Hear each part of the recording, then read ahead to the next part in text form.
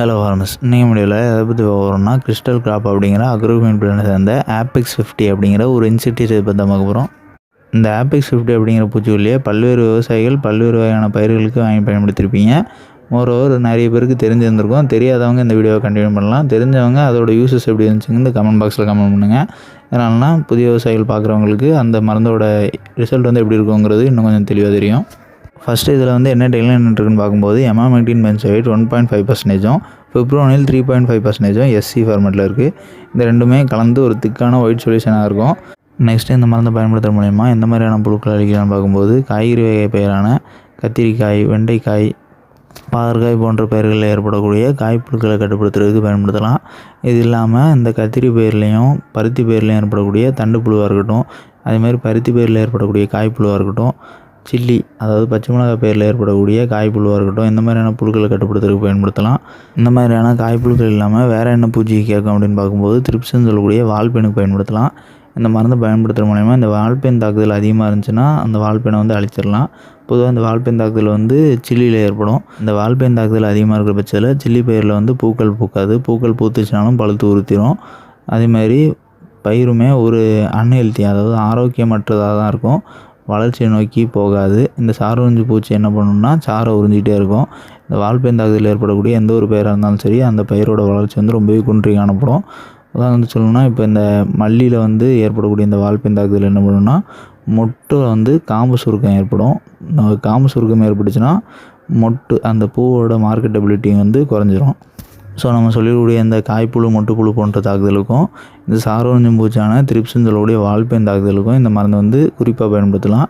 இந்த ரெண்டு இல்லாமல் சாரோஞ்சும் பூச்சான மற்ற ஏபிட்ஸ், ஜாசிட்ஸ் போன்ற பூச்சிகளுக்கு வந்து இந்த மருந்து அதிகமான ரிசல்ட் கொடுக்காது.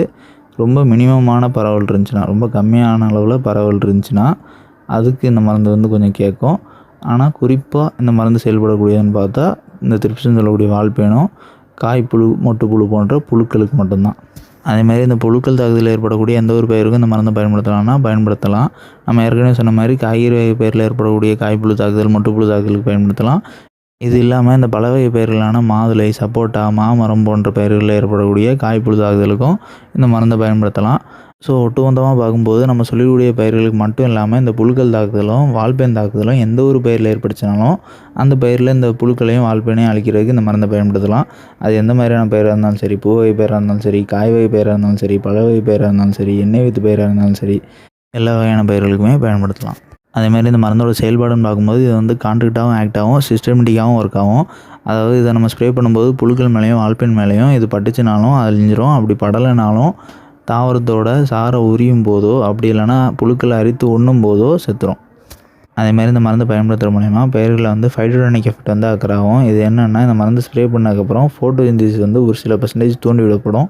அப்படி தூண்டி விடப்படும் போது இந்த மருந்து ஸ்ப்ரே பண்ணுறதுக்கு முன்னாடி வளர்ந்த வளர்ச்சிக்கும் இது ஸ்ப்ரே பண்ணதுலேருந்து நெக்ஸ்ட் டேலேருந்து வளரக்கூடிய வளர்ச்சிக்கும் டிஃப்ரென்ஸ் வந்து நம்ம பார்க்கும்போது தெரிகிற அளவுக்கு அதிகமாக இருக்கும். அதேமாதிரி இது ஸ்ப்ரே பண்ணுறது மூலயமா புழுக்களும் பூச்சிகளும் அடல்ட் மட்டும்தான் அழியும். அதாவது முதிர்ச்சியடைந்த பூச்சிகள் மட்டும்தான் அழியும் அப்படிங்கிறது கிடையாது.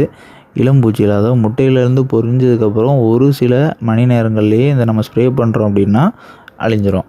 இந்த மருந்தோட டோசேஜ்னு பார்க்கும்போது 1 லிட்டர் தண்ணிக்கு 1 ml-லேருந்து 1.25 ml வரை பயன்படுத்திக்கலாம். கூடுதலாக பயன்படுத்தணுங்கிற அவசியம் கிடையாது. நம்ம 1 ml பயன்படுத்தினாலுமே போதுமான ரிசல்ட் நமக்கு கிடச்சிரும். புழுக்கள் பூச்சிகள்லாம் அழிஞ்சிரும். ஸோ முடிஞ்ச அளவு 1 ml ஊற்றியே பயன்படுத்துங்க. அதனாலலாம் ஃபஸ்ட் டைம் ஸ்ப்ரே பண்ணும்போதே 1.25 ml கொடுத்தோம் அப்படின்னா செகண்ட் டைம் வந்து நம்ம 1 ml கொடுக்குறோன்னா ரிசல்ட் வந்து கிடைக்காது. புழுக்கள் பூச்சிகள்லாம் அந்த 1.25 ml-க்கே அழிஞ்சு வந்துருக்கும். ஸோ அது கம்மியாக கொடுக்கும்போது அதை வந்து அக்செப்ட் பண்ணிக்கிற ஸ்டேட்டுக்கு போயிடும், அழியாத ஸ்டேட்டுக்கு போயிடும். ஸோ முடிஞ்ச அளவு ஃபஸ்ட்டு கம்மியாக கொடுத்தே ஃபஸ்ட்டு ஸ்ப்ரே கொடுங்க. அதுக்கே அழிஞ்சிருச்சுன்னா ரிப்பீட்டடாக அதே டோஸில் கொடுத்துக்கலாம். அதேமாதிரி எத்தனை நாளைக்கு ஒரு தடவை இந்த மருந்தை வந்து பயிர்களுக்கு ஸ்ப்ரே பண்ணணும்னு பார்க்கும்போது புழுக்களுக்காக பயன்படுத்துகிறதா இருக்கிற பட்சத்தில் குறைஞ்சது 1 வாரம் டைம் எடுத்துக்கலாம். அதுவே போதுமானது. அதுக்கு மேலேன்னு பார்க்கும்போது புழுக்கள் தாக்குதல் ஏற்படுற வரை ஒரு 10 நாள் கழிச்சு தான் புழுக்கள் தாக்குதல் திருப்பி ஏற்படுதுன்னா அப்போ ஸ்ப்ரே பண்ணால் போதும். இதுவே இந்த வால்பெனுக்கும் சேர்த்து பயன்படுத்துகிறோம் அப்படிங்கிற பட்சத்தில் வால்பென் வந்து ஒரு தடவை அழிஞ்சிருச்சுன்னா திருப்பி அக்கறை வர்றதுக்கு குறைஞ்சது 10 நாளைக்கு மேலே தான் ஆகும் குறைஞ்சது. இதுவே ஆவரேஜாக பார்க்கும்போது 2 வாரம் வரை டைம் எடுத்துக்கும். ஸோ இந்த ரெண்டுத்துக்குமே ப்ரிகாஷனாக ஸ்ப்ரே பண்ணுறதா இருக்கிற பட்சத்தில் 1 ml ஊற்றி ஒரு வாரத்துக்கு ஒரு முறையோ இல்லைனா 8 நாளைக்கு ஒரு முறையோ ஸ்ப்ரே பண்ணலாம். அப்படி இல்லை நம்ம வந்து புழுக்கள் பூச்சி தாக்குதல் ஏற்படுற நேரம் மட்டும் இந்த மருந்து ஸ்ப்ரே பண்ணுறனாலும் பிரச்சனை கிடையாது. அது 10 நாள் கழித்து ஏற்படுத்தாலும் சரி, 15 நாள் கழித்து ஏற்படுத்தாலும் சரி, அக்கறான உடனே முதல் தோற்றத்திலேயே இதை வந்து அழிச்சிடணும். அதாவது நம்ம எப்போ பார்க்குறோமோ இந்த புழு தாக்குதலையோ இல்லைனா பூச்சி தாக்குதலையோ நம்ம எப்போ பார்க்குறோமோ அப்போ ஸ்ப்ரே பண்ணாலே அழிஞ்சிரும். திருப்பி அது ரீஅக்கர் ஆகும்போது நம்ம ஸ்ப்ரே பண்ணாலுமே போதும்.